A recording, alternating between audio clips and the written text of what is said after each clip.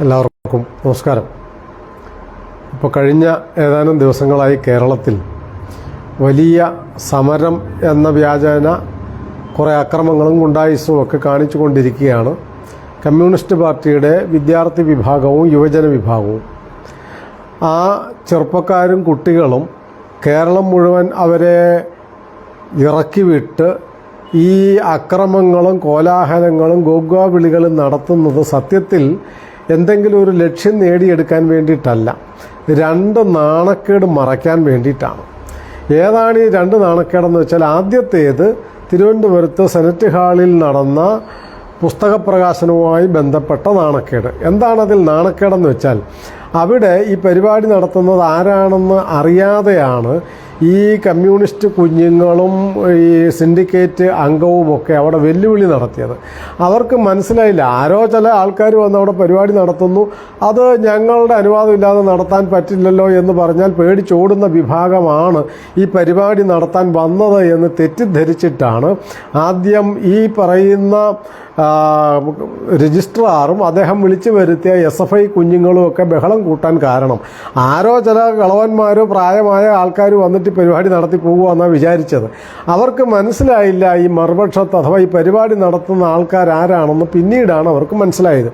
ഭാരതമാതാവിൻ്റെ photo വെച്ചപ്പോഴാണ് അവർക്ക് മനസ്സിലായത് ഇത് അവർ വിചാരിക്കുന്ന പോലെ പേടിപ്പിച്ച് ഓടിക്കാൻ പറ്റുന്ന ഒരു കൂട്ടരല്ല എന്ന്. പക്ഷേ അതിന് മുന്നേ തന്നെ രണ്ട് കൂട്ടരും വെല്ലുവിളി നടത്തി കഴിഞ്ഞിരുന്നു. SFIക്കാരും അവരുടെ കുട്ടി നേതാക്കന്മാരും എല്ലാം വിളിച്ച് പറഞ്ഞു, എന്ത് കാര്യം വേണമെങ്കിലും അവർ ചെയ്തുകൊട്ടെ, പക്ഷേ ക്യാമ്പസിന് പുറത്ത്, ഞങ്ങൾ ഈ യൂണിവേഴ്സിറ്റിക്ക് പുറത്ത് തെരുവിൽ എന്ത് വേണമെങ്കിലും ചെയ്തോട്ടെ, സെനറ്റ് ഹാളിൽ പരിപാടി എങ്ങനെ നടത്തണം, ആര് പറയുന്നത് പോലെ നടത്തണം എന്ന് ഞങ്ങൾ തീരുമാനിക്കും. ഞങ്ങളാണല്ലോ യൂണിവേഴ്സിറ്റി ഭരിക്കുന്നത്. അതുകൊണ്ട് സെനറ്റ് ഹാളിൽ, കേരള യൂണിവേഴ്സിറ്റിയുടെ സെനറ്റ് ഹാളിൽ ഒരു പരിപാടി നടത്തണമെങ്കിൽ ആര് നടത്തണമെങ്കിലും അത് കമ്മ്യൂണിസ്റ്റുകാർ പറയുന്നത് പോലെ നടത്താൻ അനുവദിക്കൂ എന്ന അഹങ്കാരവും വിവരക്കേടും മനസ്സിൽ വെച്ചുകൊണ്ടായിരുന്നു ആ പിള്ളേർ വെല്ലുവിളിച്ചത്. അത് കേട്ട് ചാടിപ്പുറപ്പെട്ട് സിൻഡിക്കേറ്റ് അംഗം, അവരുടെ നേതാവ് ഷിജു ഖാനോ മറ്റോ നേതാവ് വന്നിട്ട് അദ്ദേഹവും ചാനലുകളുടെ മുമ്പിൽ നിന്നിട്ട് വലിയ വെല്ലുവിളി നടത്തുന്നത് നമ്മൾ ലൈവായിട്ട് കണ്ടതാണ്. എന്ത് വേണമെങ്കിലും അവർ, എത്ര നിസ്സാരമായിട്ടാണ് പറയുന്നത്, എന്ത് വേണമെങ്കിലും അവർ നടത്തിക്കോട്ടെ, അതൊന്നും ഞങ്ങൾക്ക് പ്രശ്നമല്ല. പക്ഷേ യൂണിവേഴ്സിറ്റിക്ക് പുറത്ത് അവർക്ക് പെരുവഴിയിൽ എന്ത് വേണമെങ്കിലും നടത്താൻ വന്ന ആൾക്കാർക്ക് പെരുവഴിയിൽ എന്ത് വേണമെങ്കിലും നടത്താം. പക്ഷേ ഈ യൂണിവേഴ്സിറ്റിക്കുള്ളിൽ എന്ത് നടത്തണമെന്ന് ഞങ്ങൾ തീരുമാനിക്കും. ഞങ്ങൾ പറയുന്നതിനപ്പുറം ആർക്കും ഒന്നും ചെയ്യാൻ പറ്റത്തില്ല, അവർ ചുണയുണ്ടോ നടത്തി നോക്കട്ടെ എന്നൊക്കെ പറഞ്ഞെങ്കിലും ഈ പാവങ്ങളും വിഡ്ഢികളും മനസ്സിലാക്കിയില്ല എന്ത് വില കൊടുത്തു ഇത് നടത്താൻ കഴിയുന്ന കരുത്തുള്ള ഒരു പ്രസ്ഥാനത്തിൻ്റെ ആൾക്കാരാണ് അകത്തിരിക്കുന്നത് എന്ന് മനസ്സിലാക്കാതെ, അകത്തുള്ളവരുടെ ബലം മനസ്സിലാക്കാതെ പുറത്ത് കടന്ന് ഗോഗ്വ വിളിച്ചതിൻ്റെ അവരിങ്ങനെ വെല്ലുവിളിച്ചു. ഗവർണർ വരുന്ന പ്രശ്നമില്ല, ഗവർണറെ ഞങ്ങൾ തടഞ്ഞ് തിരിച്ചു ഓടിക്കും, പരിപാടി നടത്താൻ ഒരു കാരണവശാലും സമ്മതിക്കില്ല എന്ന് പറഞ്ഞുകൊണ്ടിരിക്കെ ഗവർണർ വരികയും പരിപാടി നടത്തുകയും ഭാരതമാതാവിന് പുഷ്പാർച്ചന നടത്തുകയും ഒക്കെ ചെയ്ത് പുസ്തക പ്രകാശനവും നടത്തി ഗംഭീരമായി പ്രസംഗിച്ച് പോവുകയും ചെയ്തു. ഇതിൽ പരം നാണക്കേട് കമ്മ്യൂണിസ്റ്റുകാർക്കുണ്ടോ? അവരുടെ കയ്യിലിരിക്കുന്ന ഭരണം. പക്ഷേ ആ നാണക്കേടുണ്ടാകാൻ ഭരണമൊക്കെ ഉണ്ടെന്ന് പറഞ്ഞിട്ട് കാര്യമില്ല. നിയമപരമായിട്ടല്ലേ എന്തെങ്കിലും ചെയ്യാൻ പറ്റൂ. കോടതിയിൽ കൊണ്ട് കേസ് കൊടുത്തിട്ട് പിൻവലിച്ചുകൊണ്ട് ഓടി. കാരണം എന്താണ്? അവർ പറയുന്ന ഒന്നും നിലനിൽക്കുന്ന ന്യായമായിരുന്നില്ല. ആദ്യത്തെ കാര്യം എന്തായിരുന്നു? സ്വകാര്യ പരിപാടിയിൽ ഫോട്ടോ വെക്കണോ വേണ്ടയോ, ആരുടെ ഫോട്ടോ വെക്കണം എന്നൊക്കെയുള്ളത് ആ പരിപാടി നടത്തുന്നവരാണ് തീരുമാനിക്കുന്നത്. യൂണിവേഴ്സിറ്റിയുടെ ഔദ്യോഗിക പരിപാടിയാണെങ്കിൽ ഞങ്ങൾ പറഞ്ഞ് സമ്മതിച്ചില്ലെങ്കിൽ വെക്കാൻ പറ്റില്ലെന്ന് പറയാം. യൂണിവേഴ്സിറ്റിയുടെ ഔദ്യോഗിക പരിപാടിയിൽ ആ സെനറ്റ് ഹാളിൽ നടത്തുകയും അവിടെ അവർക്കിഷ്ടമില്ലാത്ത ഭാരതമാതാവിനെ അവതരിപ്പിക്കുകയും ചെയ്താൽ, കമ്മ്യൂണിസ്റ്റുകാർക്ക് സഹിക്കാൻ കഴിയാത്ത ഭാരതമാതാവിനെ അവതരിപ്പിക്കുകയും ചെയ്താൽ സത്യമാണ്, അവർ പറയുന്നത് ശരിയാണ്.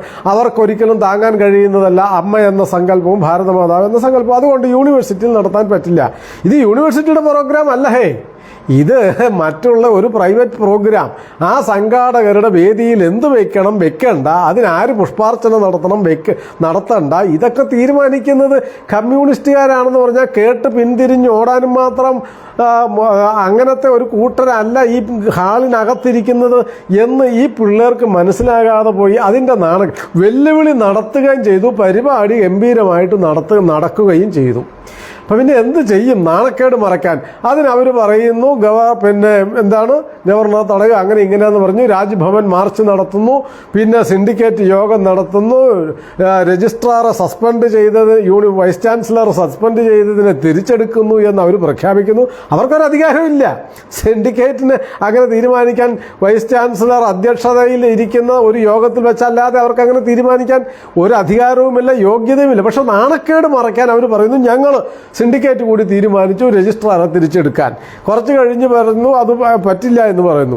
ഇങ്ങനെ കോടതി പോയിട്ട് പറയുന്നു. എല്ലാ നാണക്കേടും മറയ്ക്കാൻ ഈ ലോകം മുഴുവൻ കണ്ടു ഈ പറയുന്ന സിൻഡിക്കേറ്റ് അംഗത്തിൻ്റെ വെല്ലുവിളിയും അവിടെ കടന്ന് ഗോഗോ വിളിച്ച പിള്ളേരുടെ അലമുറയും എല്ലാം കേട്ടിട്ട് ഇപ്പുറത്ത് സുഖകരമായി പരിപാടി നടത്തി RSSകാർ പോയി.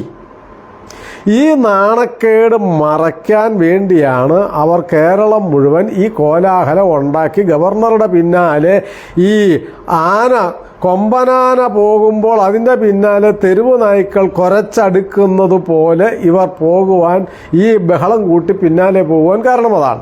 മറ്റൊരു നാണക്കേട് കേരളത്തിലെ ആരോഗ്യരംഗം ലോകത്തിന് മുഴുവൻ മാതൃകയാണെന്നാണല്ലോ കഴിഞ്ഞ കുറേ വർഷങ്ങളായിട്ട് പറയുന്നത്. അമേരിക്കയിൽ നിന്ന് വിളിക്കുന്നു, കാനഡയിൽ നിന്ന് വിളിക്കുന്നു, ഇംഗ്ലണ്ടിൽ നിന്ന് വിളിക്കുന്നു. ഈ കേരളത്തിൻ്റെ ഒരു ആശുപത്രിയിൽ വന്ന് കിടക്കാൻ കൊതിയാവുന്നു കോടീശ്വരന്മാർക്കെന്ന് പിണറായി വിജയൻ പറയുന്നു. ഇങ്ങനെയെല്ലാം പറഞ്ഞ് അങ്ങനെ ആകാശത്ത് കൊമ്പത്ത് നിർത്തുമ്പോഴാണ് ഇതേ കിടക്കുന്നു. മെഡിക്കൽ കോളേജിൻ്റെ ഒരു കെട്ടിടം ഇടിഞ്ഞു വീണ് ഒരു സ്ത്രീ മരിക്കുന്നു. ആ കെട്ടിടം പൂട്ടിയിട്ടതാണെന്ന് പറഞ്ഞു. എന്നാൽ പിന്നെ നന്നാക്കാത്തത് എന്താണെന്ന് ചോദിക്കുന്നില്ല. ഉടനെ വേറൊരു മന്ത്രി പറയുന്നു പ്രൈവറ്റ് ആശുപത്രി പോയത് കൊണ്ടാണ് എൻ്റെ ജീവൻ രക്ഷപ്പെടുത്താൻ കഴിഞ്ഞതെന്ന് പറയുന്നു. വേറൊരു മന്ത്രി പറയുന്നു അങ്ങനെയല്ല, ഗവൺമെൻറ് ആശുപത്രി പോയത് കൊണ്ടാണ് എൻ്റെ ജീവൻ രക്ഷപ്പെടുത്താൻ കഴിഞ്ഞത് എന്ന് പറയുന്നു. ഇങ്ങനെ ഇവർ പ്രൈവറ്റ് ആശുപത്രിയാണോ ഗവൺമെൻറ് ആശുപത്രിയാണോ നല്ലത് എന്ന് ചോദിക്കുന്നു. പിണറായി വിജയൻ പറയുന്നു കോടീശ്വരന്മാർക്ക് മുഴുവൻ കൊതിയാണ്, കേരളത്തിലെ ആശുപത്രിയിലെ ചികിത്സ നേടാൻ കൊതിയായിരിക്കുന്നു എന്ന് പറഞ്ഞിട്ട് അദ്ദേഹം ബൂർഷ്വാ രാജ്യമായ അമേരിക്കയിലേക്ക് ചികിത്സയ്ക്ക് പോകുന്നു. ഇതിനിടയിൽ ഈ മെഡിക്കൽ കോളേജും ഈ ആരോഗ്യരംഗം ഇടിഞ്ഞു വീണു, മെഡിക്കൽ കോളേജ് കെട്ടിടം ഇടിഞ്ഞു വീണു എന്ന് പറഞ്ഞെന്നാൽ കേരളത്തിലെ ആരോഗ്യരംഗം ഇടിഞ്ഞു വീണു നാണക്കേട് അത് താങ്ങാൻ കഴിയാതെ ആരോഗ്യമന്ത്രി നെഞ്ചു പൊട്ടുന്നു, ആശുപത്രിയിൽ പോകുന്നു. അങ്ങനെയുള്ള കമ്മ്യൂണിസ്റ്റുകാർക്കൊക്കെ കേസ് വന്നാൽ അവർക്ക് നേരിടാൻ കഴിയാത്തൊരു ഇഷ്യൂ വന്നാൽ ഉടനെ അവർക്ക് നെഞ്ചുവേദന വരും. നമ്മളിപ്പോൾ ജയരാജനെയൊക്കെ കണ്ടതാണല്ലോ. ഒരു കേസിൻ്റെ പേരിൽ അറസ്റ്റ് ചെയ്യാൻ പോകുമ്പോഴേക്കും നെഞ്ചുവേദന വരുന്നു, പിന്നെ ആംബുലൻസ് വരുന്നു, അലമുറ ഇടുന്നു, ബഹളം കൂട്ടുന്നു, ചാനലുകൾ വരുന്നു. ഇങ്ങനെയെല്ലാം കാട്ടിക്കൂട്ടി കൊപ്പരം കാണിച്ചിട്ട് ഈ ആരോഗ്യരംഗത്തിൻ്റെ ദയനീയാവസ്ഥ ഒരു ഡോക്ടർ വിളിച്ച് പറയുന്നു മരുന്ന് മേടിക്കാൻ കാശില്ല, ഓപ്പറേഷൻ നടത്താൻ കത്തിയില്ല, കത്രികയില്ല, പഞ്ഞിയില്ല, തുണിയില്ല എന്നെല്ലാം പറഞ്ഞ് ബഹളം കൂട്ടി ഈ പൊക്കി ബലൂൺ പോലെ ഊതി വീർപ്പിച്ച കേരളത്തിൻ്റെ ആരോഗ്യരംഗം മാത്രമല്ല സർവ്വരംഗവും തകർന്നു കിടക്കുമ്പോൾ ഈ നാണക്കേട് എങ്ങനെ മറയ്ക്കും? സർവ്വ ചാനലുകാരും മറ്റ് പത്രക്കാരും എല്ലാം ഇതെടുത്തിട്ട് അലക്കണം.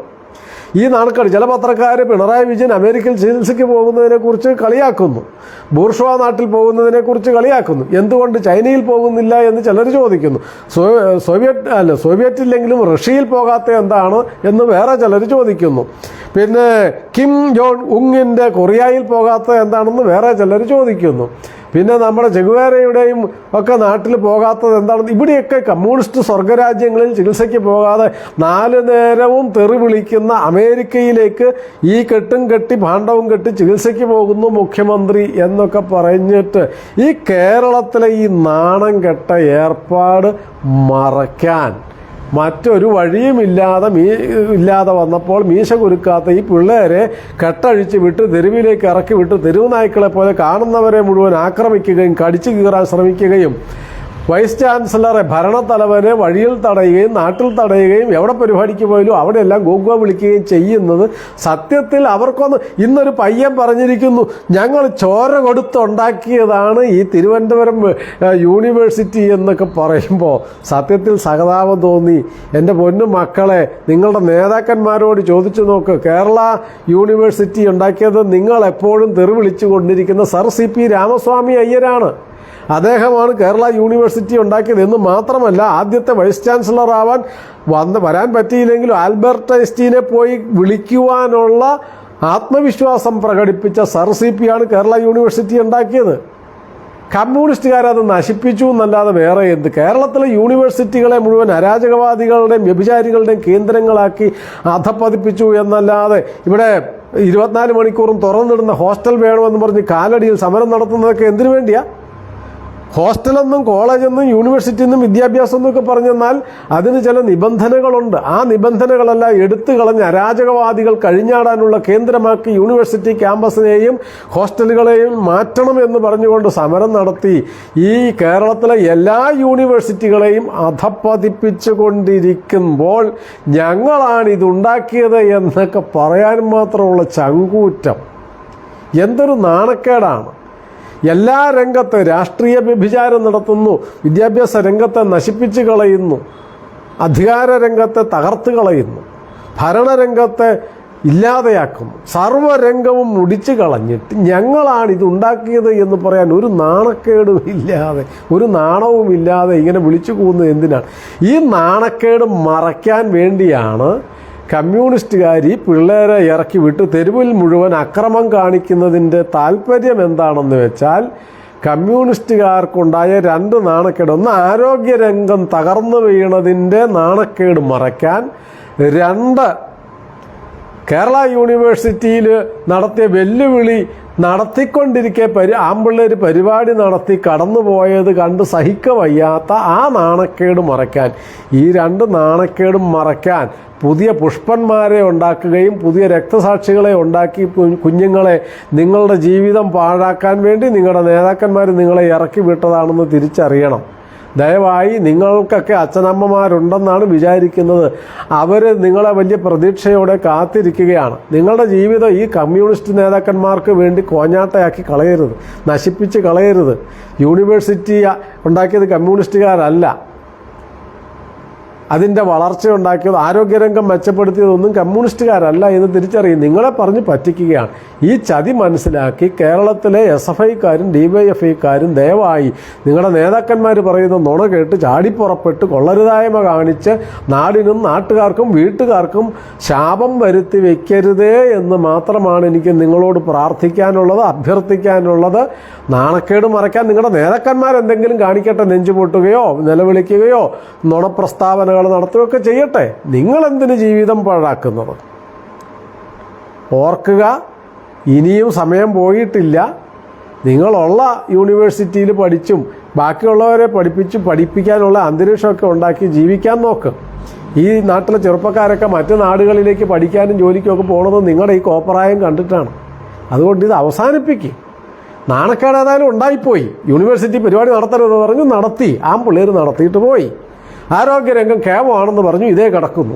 ഇനി ഒന്നും ചെയ്യാനില്ലല്ലോ. അതുകൊണ്ട് ഈ സത്യത്തെ അംഗീകരിച്ച് ഈ നാണക്കേട് സഹിച്ച് മേലിൽ ഇത്തരം നാണക്കെട്ട പ്രസ്താവനകൾ നടത്താനും സമരങ്ങൾ നടത്താനും വെല്ലുവിളി നടത്താനും ഇടയാകാതെ കുറച്ചുകൂടി ദീർഘവീക്ഷണത്തോടുകൂടി കാര്യങ്ങളെ കണ്ട് ജീവിക്കാൻ നോക്കുക എന്നുള്ളത് മാത്രമാണ് എനിക്ക് SFI കുട്ടികളോടും DYFI ജനങ്ങളോടും യുവാക്കളോടും പറയാനുള്ളത്. നമസ്കാരം.